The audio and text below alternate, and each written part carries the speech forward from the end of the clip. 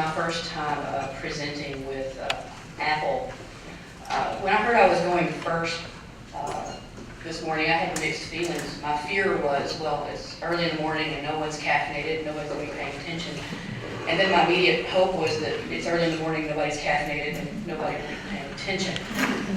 So we're going to talk about effects of media on violence in children. Oh, I missed me. Sorry. This should look a little familiar. Okay, and we have a plan. We got some goals here today. We want to help you guys understand. Maybe I spoke too soon. There we go. I want you guys to help understand the complexity in child development as it relates to the development of morality. I think that's a good place to start today. I think that'll dovetail in nicely into some of the other presentations, which do focus more on adult violence. To understand the current research findings regarding media and violence in children, and to be better able to help patients and their families negotiate the media landscape. To accomplish these goals, we've got a plan. We're going to first explore the development of morality in children. It's a little more complicated, and it often gets a little overlooked in child development courses. We tend to focus more on cognitive development, social development, and development of morality actually encompasses both of those things. So it's highly complicated. Next, we're going to look at the media diet that our kids in the U.S. tend to consume. And then we're going to look at some findings regarding violent media and some of the difficulties regarding research. During my presentation today, I think we need to look at, I think it's very helpful to put things into context. And there are a lot of things that happened when most of us were growing up that were accepted as right and good for kids that now we scoff at or make fun of. So I'm going to have peppered throughout my presentation to help divide it up a series of slides called "It Was a Good Idea at the Time." An example might be, I'm 40. Yay, I made it. I turned 40 this year. But when I was growing up in deep West Tennessee, my parents didn't know anything about a car seat.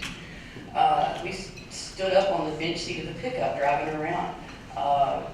And now today, you would be arrested for letting that happen. So to put things into context, there are things that we're doing today that are standard today that may be proven later on the same way that car seats and some of the slides I'm going to show today. So that's just sort of a fun thing, but has a serious component of putting things into perspective for us. We're going to start out with a little bit of Louis C.K., if that's all right with you guys.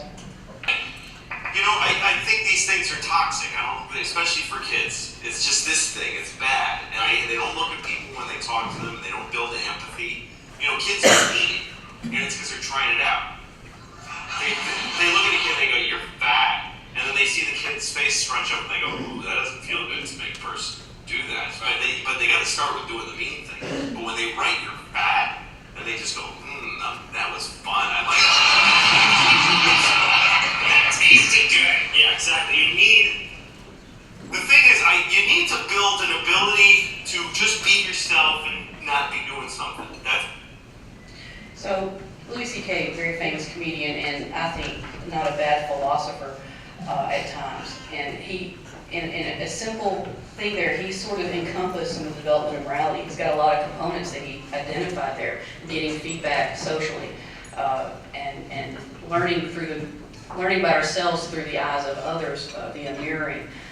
So I just thought that was a fun way to kind of start off our topic about moral development. I'm going to take some of you into the way back. How long has it been since you had child development? Anybody know who this guy is? Oh, there's Chief. Piaget. This guy. Kohlberg. And then, of course, the guy with the cool name. So these three are, mainstays. There are other child developments, obviously, but these are the ones we tend to learn about in our basic psychology courses, and these are the ones I'd like to focus on for the first part of our presentation. Let's start with Piaget, with cognitive development. We go from sensory motor stage to pre-operational, and I'm not asking you to read the whole slide here. What I want us to focus on are these two.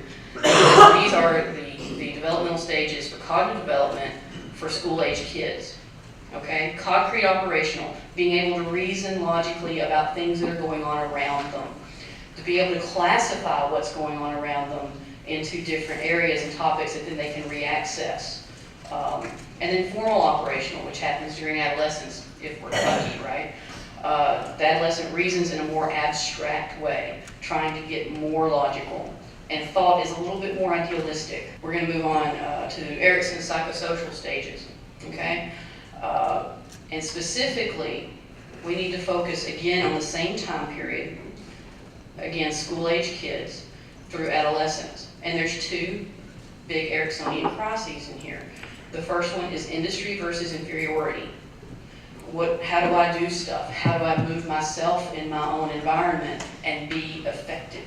And what ideas might I have about the fact that I can move in my own environment and have an effect on my environment and be effective? If you can't negotiate that stage appropriately, Erickson says that you end up with a sense of inferiority, especially compared to peers as you move on into adolescence. For adolescence itself, what every adolescent in the world does, who am I? Figuring out who they are inside to solidify their identity. If they don't negotiate that properly, you end up with confusion. And as I teach folks on the adolescent unit, of course, every teenager comes in and they look like they meet every criteria for borderline personality disorder. That's because they do. They do it for a reason. That is their developmental level. Because what is borderline personality disorder? Again, going back to the way back on theory, it's a diffuse identity. So they haven't negotiated and successfully passed through this stage of adolescence. And if you look back, usually there's some sort of trauma that prevented them from doing that. Or, again, those of you who work with addictive disorders, that's usually when the addictive disorders started. When an addictive disorder starts, that's when development stops. So these are the two I'd like to focus on specifically for violence as exposure to medium would dictate. These are the two areas of vulnerability that I see when I look at literature regarding media violence. The industry versus inferiority stages. We're trying to figure out our world around us. We're trying to figure out how things work, how we can make ourselves work in the world around us. So being exposed to a lot of violent media, some studies have shown that the violent media can still kind of a mean old world or a dog-eat-dog attitude. Boy, I'm going to be a victim. I got to prepare myself. It's just awful. You know, it increases depression. In the adolescent stage, we're trying to define our own identity. So exposure to violent media, we get a lot of mixed messages. Well, I want to be a winner. Well, to be a winner, do I have to have a high kill count on my video game? Well, yeah, you do. If you want to win at Call of Duty, your kill count better be up. And there's also the fact that violent media, not just through video games, but all violent media, seem to idolize the hero as the one who goes against convention and gets what needs to be done via justice in quotes, via violent means. And of course, now violent media has been around for a very long time. Let's think about Clint Eastwood. Let's think about old spaghetti westerns. I mean, this is the stuff that sells. Okay, let's talk about Kohlberg here, because this is where kind of the nitty-gritty comes. Kohlberg talked about moral development. We're going to talk about this slide for a little bit. First of all, it has been proven that moral development in kids follows a predictable pattern, and there are norms for age, and there are norms for when folks move through stages. So there are three. It's a little complicated the way it's organized, but think of it 3 different levels. The first level, there's 2 stages, and this happens a little bit before school age, you know, from infant, toddler, as they learn things. But what I want us to focus on, the conventional level, okay? The conventional level is where school-age kids and adolescents should be moving through if they're developing normally. Stage 3, which is the first part of the conventional level, I'm going to make decisions on the basis of what will please others. I'm concerned about maintaining interpersonal relations. This is young kids. My friend Pat over here, all the way from Ohio. I see Pat steal a cookie out of the cookie jar. Not that that's ever happened, ever. But if I see Pat steal a cookie out of the cookie jar and an adult comes over and says, hey, who stole the cookie? I'm probably going to remain mum about it if I'm at this stage of development. Because I don't want to sell Pat down the road. I'm afraid Pat might be mad at me. I don't have any sense of the greater good or morality. I'm afraid what she'll eat next. I'm afraid she's me up. No. So, you know, that's where I would be. As things move forward through development and you move on to the next stage, it's kind of law and order. There's rules that are flexible and unchangeable, and you look to society as a whole for guidelines about behavior. So your knowledge and your baseline expands as a child to think more than what's in the room. And you think about child development in general. Infants think about themselves, toddlers think about themselves, and then slowly your world expands. And each stage kind of shows an advancement of that understanding. So that's how it's supposed to happen normally. Unfortunately, these are also areas of vulnerability at the conventional level we just discussed. Conforming to rules to gain approval from others, which is the first stage of conventional level. You get mixed messages from media. The score, again, is determined by kill count. You get positive reinforcement for criminal acts over and over and over again. The loner who seeks justice, like we mentioned. And then there's a special consideration, I think, now that we have multiplayer games, which are, okay, kids think that these have been around for forever, but in terms of research, these are fairly new, where you can hook up online and get a squad going of people that you don't even know or people that you do know. I know people who basically have family reunions. They get together and they play World of Warcraft online, even though they're across the globe. So when you think about the component, if you think about multiplayer games and this stage of morality development, it can have a huge impact. You guys get together for a mission where you're killing things and taking over and doing things related to justice, or maybe just, you know, ravaging a village or a city in the game.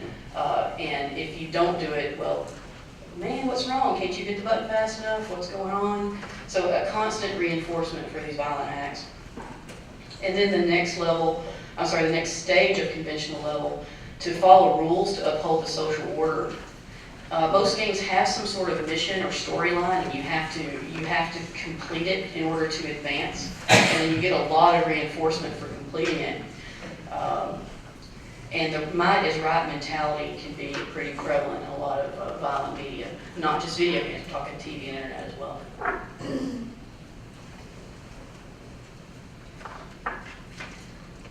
Okay, so this slide isn't meant to blow your mind or anything. This is just putting all three together to show you kind of the timeline of how they interface. So I just did that kind of for demonstration purposes. That these all mesh and they're happening together is the point of this slide. That these things don't happen in isolation, one theory over another. Okay. What's the connection between violence and moral development? There's actually a nicely done study by Dunn Hughes that took 40 preschoolers that were hard to manage and 40 matched controls, and they followed them for a couple years. The hard to manage kids engaged in play that involved violence more frequently. But kids in both groups engaged in a lot of violent play at 4 had lower moral reasoning scores at age 6, even after controlling for many factors. So kids that had a lot of exposure to violence, a lot of violent play that they did amongst themselves or even solo, it delayed their moral development. They did not move at the pace of other peers for this, even after IQ, parenting styles, and a lot of other factors were controlled statistically. And then there's other studies that show the exposure to justified violence are not as able to employ higher reasoning with moral dilemmas, again, showing that delay in moral development. And that folks that have this justified violence approach tend to work more concrete rules of punishment. You're bad, you deserve punishment, the end. Oh yeah, this is one of those good ideas of time slides. This used to be a good idea. Anybody know what this is? What are they doing here? Anybody remember this? They're spraying this DDT.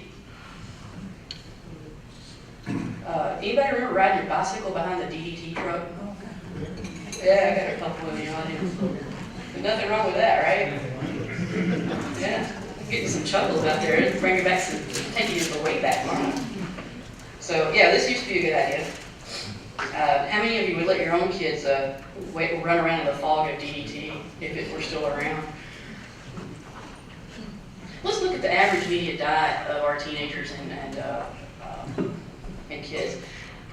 there's some studies that show that a great many of us as adults, no matter how old we are, have some sort of visceral reaction to a memory of something that occurred in the media.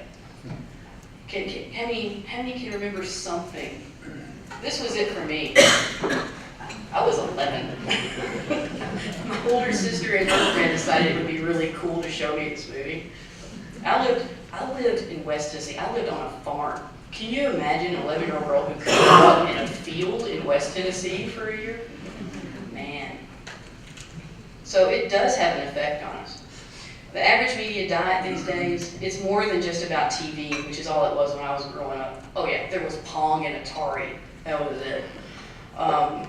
TV, movies, video games, and internet. We're not going to focus as much on internet at this time because internet is such a mixed bag of mixed media, and that's just a topic for another day. But we are going to look at the other screens for media diet. So this is a complicated one, but there's a couple of takeaways here. Right here, total media use between 8 and 18-year-olds in 1999 was 6 hours and 19 minutes. Today, it's over 7.5 hours per day. And that's accounting for multitasking. Okay? If you count the kid who's listening to his headphones and texting and looking at TV or playing a video game while texting and listening to music, then it adds up to more than that. It's about almost 11 hours a day. Yeah, this came from the Kaiser Foundation in 2010. I'm seeing some shaking heads and disbelief out there, but these were self-report surveys. There was a big N on this study. So let's look at how do our kids spend their time when they're at the screen. 25% live TV plus 17% TV content, other platforms, Hulu, DVR things, sports, whatever. So, a little less than half of their time is spent on TV, which is why I talk a little bit more about TV in this talk today. About 11% on video games, 14% on computer, the internet, and again, that's mixed media, a lot of social messaging and looking at stuff and even doing homework. A lot of music and audio as well, which is not really my focus today. They're not reading a whole lot, but I wonder how they counted ebooks in this. I never could figure that out. Because does that count as print? I mean, if it doesn't, I'm not reading very much either because I'm on my Kindle all the time. Okay, TV viewing. It's the kids ages 11 to 14 that watch the most because they usually don't have as much to do. They don't have their driver's license yet. They're just hanging out. They're talking to each other on the phone. But they're a little bit more housebound than the other kids. With little kids, they typically have a little bit more to do, a little bit more energy to run around. So I wasn't surprised by ages 11 to 14. Children aged 6 months to 6 years, about 2 hours a day. Seems about right. So what's wrong with TV? Okay, here's what we found out. Even when you're not looking at aggression violence, just scratch the content. Just have actual hours of screen time. Kids that have a lot of screen time have more trouble with sleep problems, they have attentional difficulties, and they have more trouble with interpersonal relationships. There's been definitely a positive correlation between the amount of TV per day at ages 1 to 3. You take that time snapshot, take those same kids at age 7, more attentional problems. That's been shown in several studies. But here's what kind of concerns me with today. More trouble with interpersonal relationships, both parental attachment and peer attachment. In interpersonal relationships, again, like I mentioned, inadequate attachments to both parents and peers. And in kids age 5 to 7, again, that's where that morality thing's happening too, with the conventional level of first stage, that there's an increase in conduct problems if they watch more than 3 hours a day, because they are exposed probably to more violence, is my takeaway from that. Interesting, that study with parks, there was no correlation with video game play in that study. It was a little bit of an older study, however. So what's wrong with TV? Is it the chicken? Is it the egg? We don't know. We think we might have some ideas, but it may be that kids that have a naturally slower moral development are more drawn to TV. and more drawn to specifically violent media, because they may be drawn to programming that are that's a little bit more simplistic, less complicated social interactions. They get bored if they have to watch Friends or whatever, but boy, the Power Rangers, spot on. It's also likely that harder to manage kids are given more access to media in general. Yeah, anybody got a hard to manage kid? What do you have to sometimes just do? You just have to put them in front of the TV so you can get a break, you know? You say, okay, here's some SpongeBob, I've got to go to the bathroom, even, you know. Seeing some chuckle in the audience, if that sounds a little familiar. So is it true that harder to manage kids just simply get more media exposure because of parental needs? Maybe so. Kids that have higher levels of aggression that are innate at time one, they're more vulnerable to the effects of violent TV. This has been proven over and over. If they're allowed access to violent TV, the degree of aggression, even when controlled for at the initial time, the degree is sharpened, and the incline is much sharper than with other kids.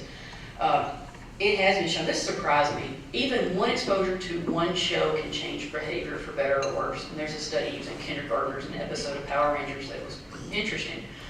But it can change behavior for worse, but also for better. If you show a classroom of kindergartners a pro-social TV show, people helping people, then they're more likely, when given a situation or a scenario afterwards, to choose the better choices regarding social interactions. I think that's good news. This one I just threw in because it hit me hard. If you have a higher level of media use, then that indicates a lower level of personal contentment. And I deal with a lot of depressed kids. Media, an increase, the more TV a kid watches, the greater their risks are for depression. It's a good predictive indicator of how depressed they're going to be or that they are. So what's wrong with TV? By 18 years of age, the average young person will have viewed an estimated 200,000 acts of violence on TV alone. This is from American Academy of Pediatrics. I don't think I dispute that claim. It's not just nonfiction. It's just not just fiction. It's not just dramas. I think all of us has a visceral response when we see this image. It's not just about drama anymore. The 24-hour news cycle permeates. Things that are sensational get a lot of airplay. Kids pick up a whole lot of passive TV. If you've got a TV playing low in the background, even on mute, a kid's toddler, whatever's playing in the front, they still pick up more than you think. The studies have shown that. I thought that was very interesting. But the more sensational something is, the more exposure it gets, and the more they drink it in. We've got a little data on that.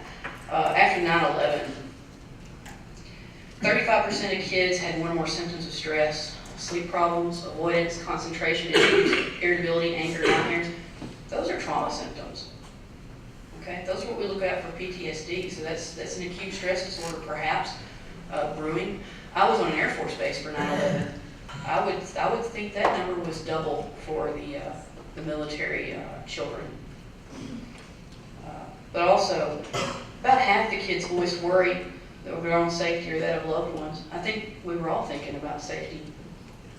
Those of us who weren't in middle school, looking at the med students section over there. Feeling old. But think about this is the Boston Marathon bombings. And you guys remember the TV coverage, the manhunt guy. I mean, I myself, I was riveted, I'll admit it. I got to work late because I was like, what is going on? And I don't even watch TV news, but I heard it on the radio, I flipped on the TV. And it just permeated the news cycle. This is Newtown, Connecticut. And this is a kid that was affected by Newtown. I feel sorry for the kids who were in the elementary school that got shot and were hurt. I feel sorry for moms who lost their kids that were shot in the elementary school. Richard was affected. All right, how about a home glass blowing kit? Things that were a good idea at the time. Figure 3, do you find that when glass becomes nearly red hot, it bends easily? I'm gonna get one of these at Gabriel. Oh, we got another video. Let's see how this goes. Let's talk talk about video games and research. Things are getting a little tricky with video game research. Psychology professor Brad Bushman, a leading scholar in the field for several decades, and the man behind the Ohio State research, says the effects are clearly measurable, and more so with the direct youth-pull-the-trigger nature of newer 3D games. You are linked to the violent character. If it's a first-person shooter game, you have the same visual perspective as the killer. You get points when you kill people. If you kill enough people, you get to advance to the next level of the game. You're also rewarded through things that you might hear. If you kill somebody, maybe you hear impressive, nice shot, you are tied for the lead. And you hear these praise, and we know that reinforcement increases the probability of behavior. The results clearly show that playing a violent video game increases aggressive behavior and also makes people numb to the pain and suffering of others. There is a link between exposure to violent media and violent criminal behavior. We can't do experimental studies, it's just a correlation. Correlation doesn't imply causation, but they're related. So correlation and causation. So it is tough to study, and he kind of hit the nail on the head. With something as multifactorial as violence, it is tough to study and say, yes, this causes violence, versus, and how do you separate out punitive parenting styles, poverty, socioeconomic issues, exposure to violence in the home versus on the screen? It just gets confusing. So what I've done is I've looked at a few studies that I thought were interesting, but I was more interested in the theories that go behind why violent media might affect kids besides moral development.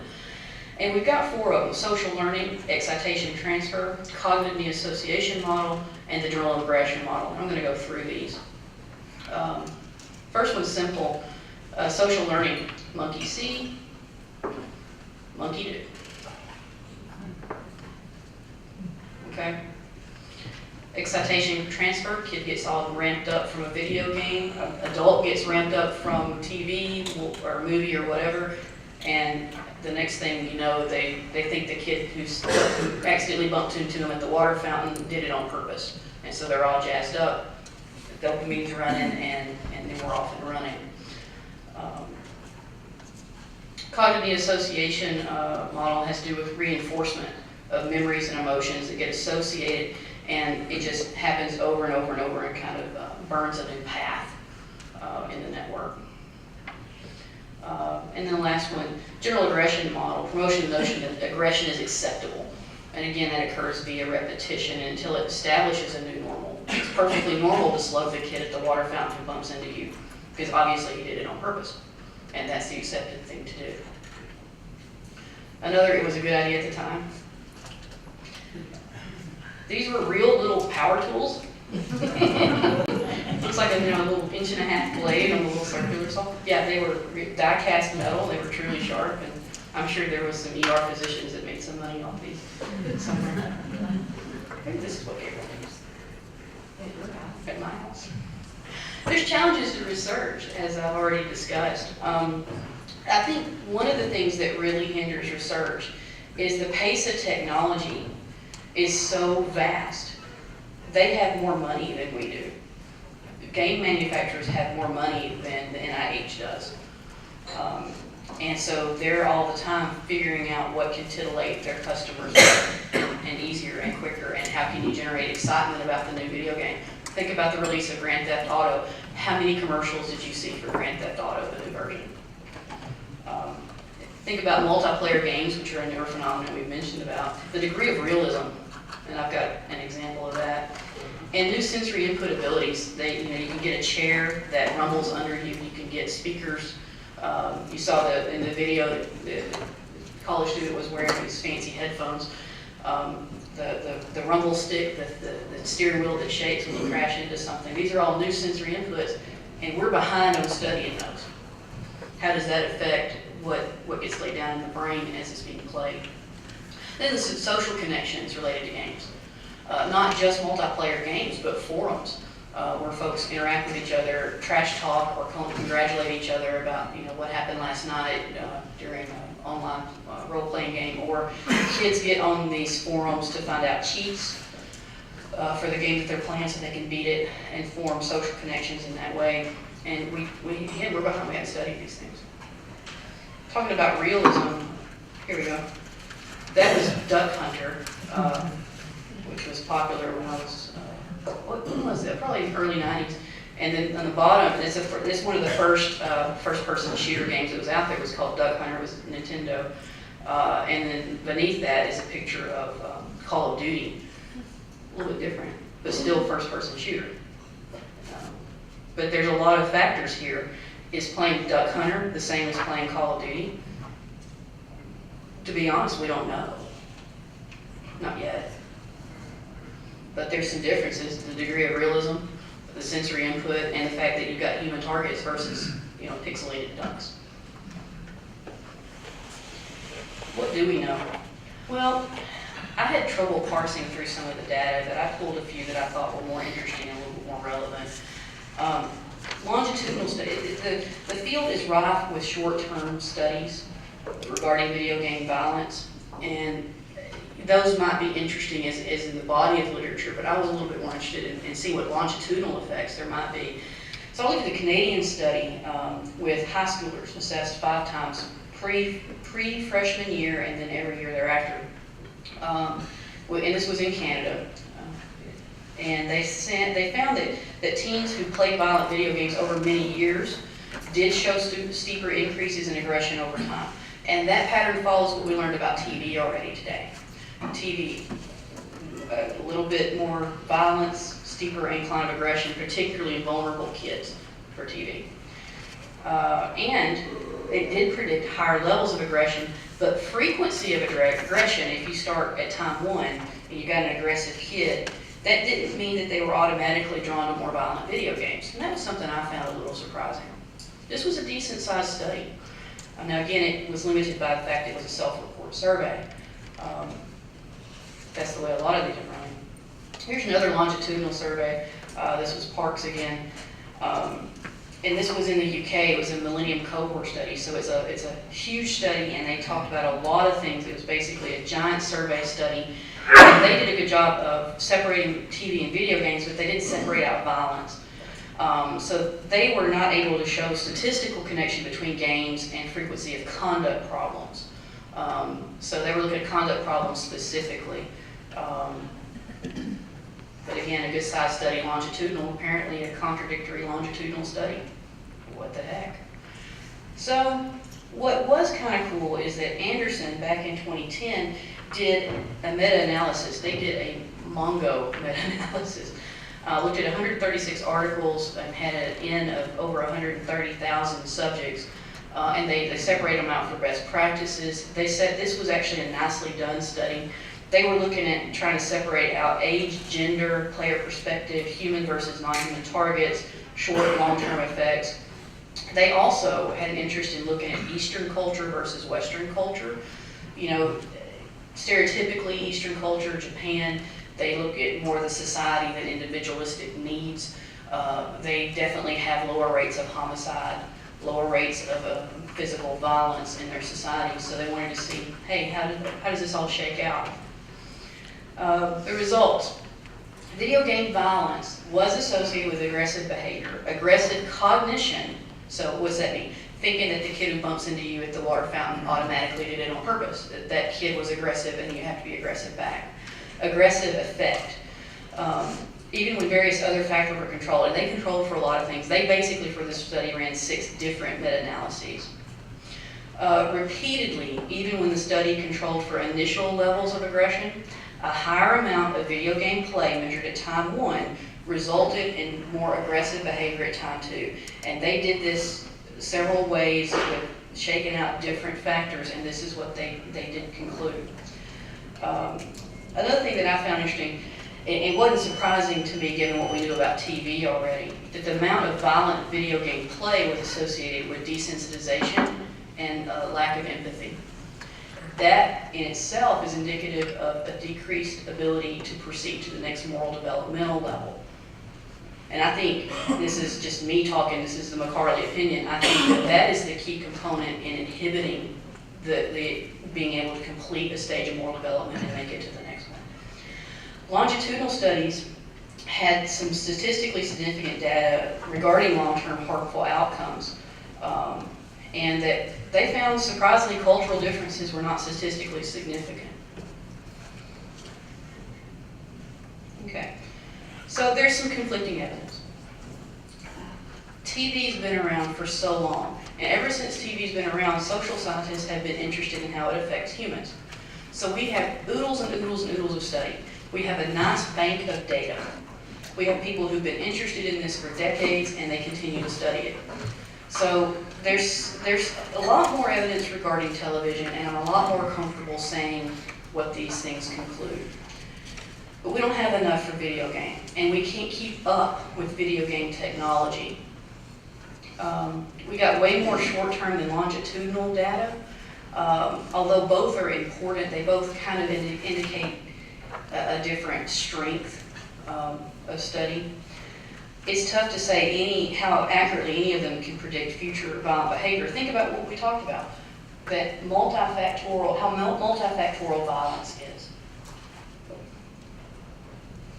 The reliance on self-report and surveys is automatically kind of a ding, but it's necessary for the nature of this kind of study for most of them, because it's easier to do, it's cheaper to do, and we don't make the kind of money that game developers make. Oh, here's another one. This is a little toy. This is a battery-operated bartender, and not only does he shakes a martini, and then he pretends to pour it into his martini glass, and then his nose lights up, big bulbous alcoholic nose. And apparently this bartender, his name is Charlie Weaver, and he loves LC crack. This was a toy popular in the late 50s. So it was a great idea to make fun of alcoholics and give your kid a toy that depicted an alcoholic. Anybody have one of these growing up? I gotta know. Huh? Oh yeah, you have one? Oh, you still have it? No. It's worth mega bucks now. Put them up and get buy them for a class at kindergarten. So there'd be complaints we get from parents.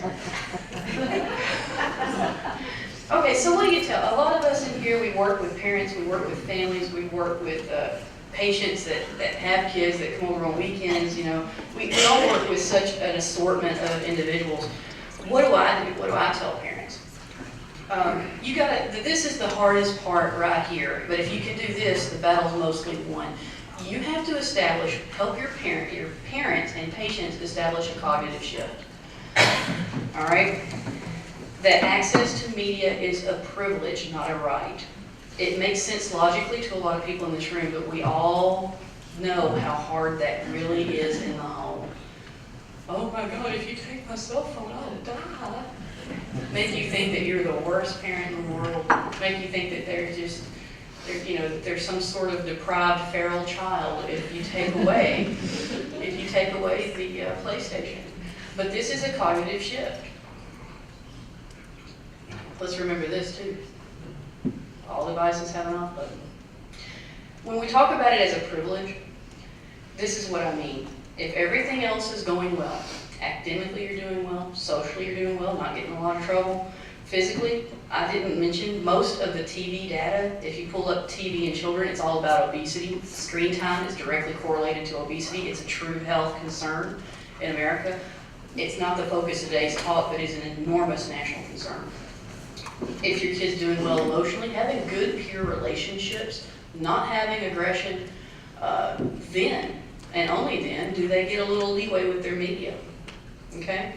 And you gotta have clear rules and expectations for use of media, and clear consequences for abuse of same, all right?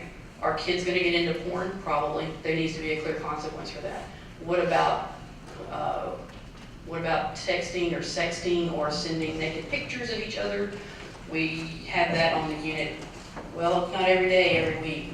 Some kid gets busted for having a naked picture, and then drama ensues. They wind up suicidal in a rather serious suicide attempt after a girl's ex-boyfriend pawned off all her naked pictures to him, to all his little friends, and it was all over school. She had a very serious suicide attempt, and that's a very common story.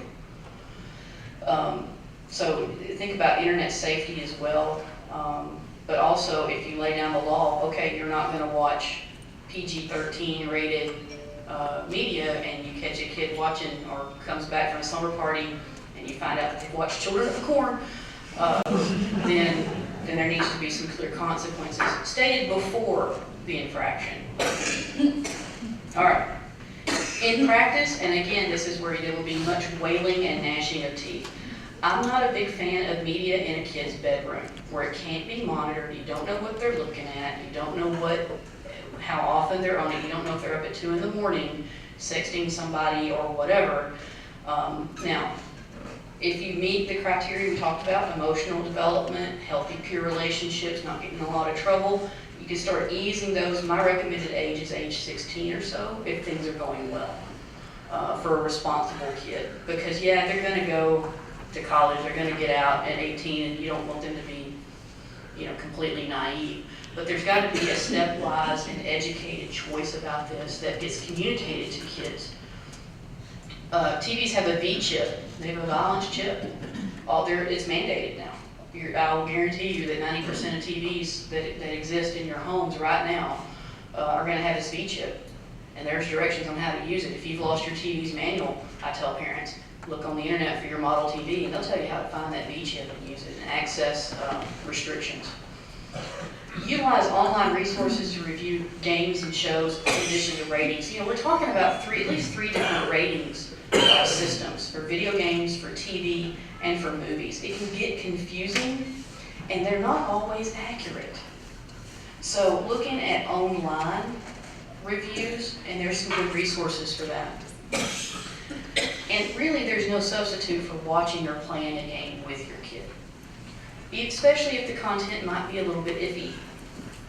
For instance, it may be something kind of innocuous, but you've discovered that there's some violence, and maybe it's justified violence. Maybe just being able to sit down with your kids and turn off the TV after the show's over and say, hey, what did you think about how so-and-so handled this? And talk about the characters and how they handled things, how they could have handled things better. What's the whole reasoning behind media? Why do we get provided media? It's the almighty dollar. These people are not interested in what's best for your children or not. They are interested in advertising dollars. So they are going to create anything that will create a buzz, that will get kids watching and kids begging their parents to go to the Gap, to go to Toys R Us, to go to wherever to buy stuff. And you just got to keep that in mind. They're not interested in pro-social media. So you might have to create it at home with your own kind of debriefings after shows. These are my opinions regarding media violence.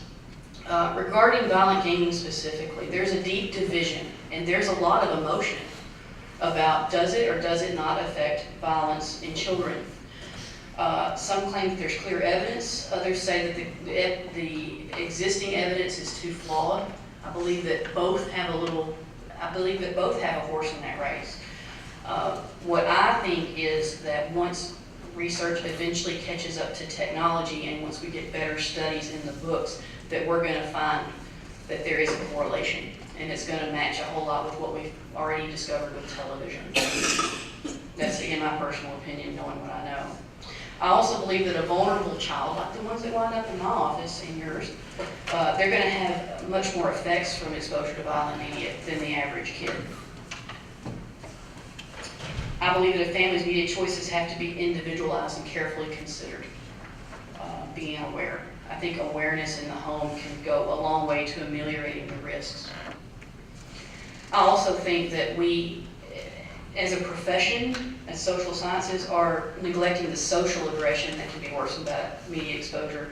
And I've had these conversations with various ones of you in the room. You've got the Mean Girl shows out there. You've got shows that really kind of denigrate the parental unit. How many shows show a really good positive father figure or positive mother figure who is not a buffoon? I worry about these shows. It seems like there's a prevalence of especially showing parental figures in children's programmings to be less than ideal, and showing kids to be smarter than parents, which, okay, it's true sometimes. Kids are smarter than parents. But, showing the Mean Girl stuff especially. So when I mean social aggression, I'm talking about bullying by exclusion, by manipulation. This social aggression is what girls do to bully typically, and they're way better at it, folks. I'm seeing a lot of young people here nodding. And they start younger, and they get better at it, and they get away with it more. And this is getting reinforced by television programming, is my opinion. But again, there's a lack of study on this. Pro-social programming is effective, but again, that doesn't make money. Kids think that pro-social programming is a little bit lame. So, you know, if it doesn't make money, guess what? They're not going to show it. You got to do your own social programming in your home. Watch a show, flip the TV off, process it with your kids, and get your parents to do the same. Your patients that are parents to do the same. Last slide. Another one was a good idea at the time. Do you guys know what this is? The Atomic Energy Lab. It was a chemistry set that had actual uranium ore in it. It was released in 1950 through 1951. It had alpha, beta, and gamma particles. So you too could be Marie Curie. So again, are we going to think the same of violent media and total immersion violent video games in 20 years? Only time will tell. I've got my bets on the table. You guys have to figure out what you're going to do for yourselves. I'd like to give special thanks to, again, Daniel Sexton and the CME office, as well as to the staff at QCOM Library and to Pam Moffitt for helping my bibliography be much less of a mess. I thank you. Any questions? Did you run across any information about use of social media and how that might either one way or the other affect a child's development? Social media and violent behavior, I didn't find those studies.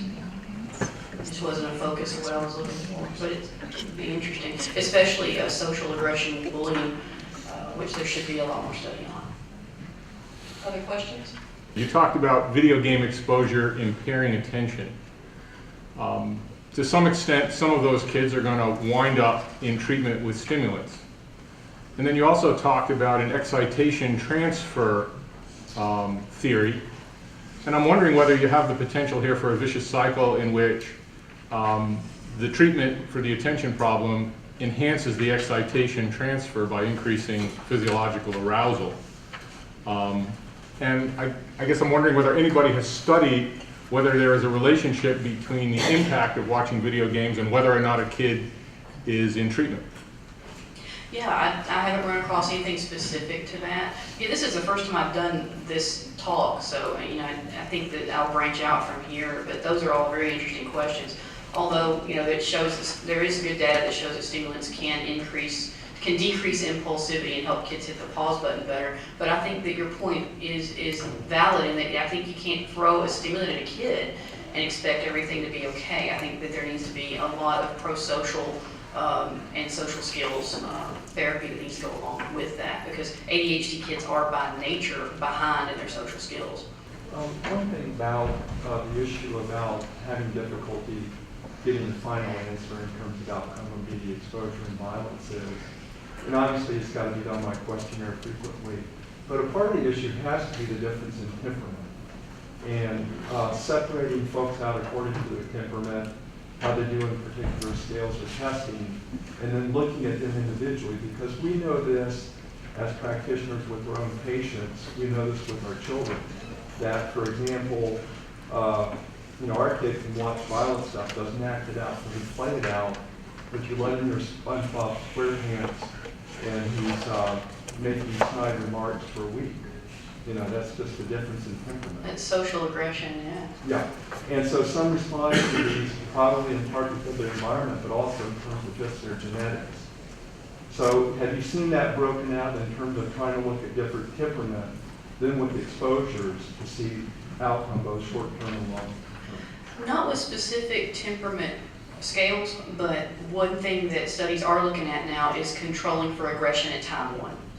And so a kid that is measured at time 1 and has a level of aggression at time 1, then matching that and controlling that statistically. And it still shows a sharper, those kids still have a much sharper increase toward aggression. So your point's well made. If you've got a kid who has a tendency toward aggression, he's going to be a vulnerable kid to violent media, is what the data is indicating, at least to me.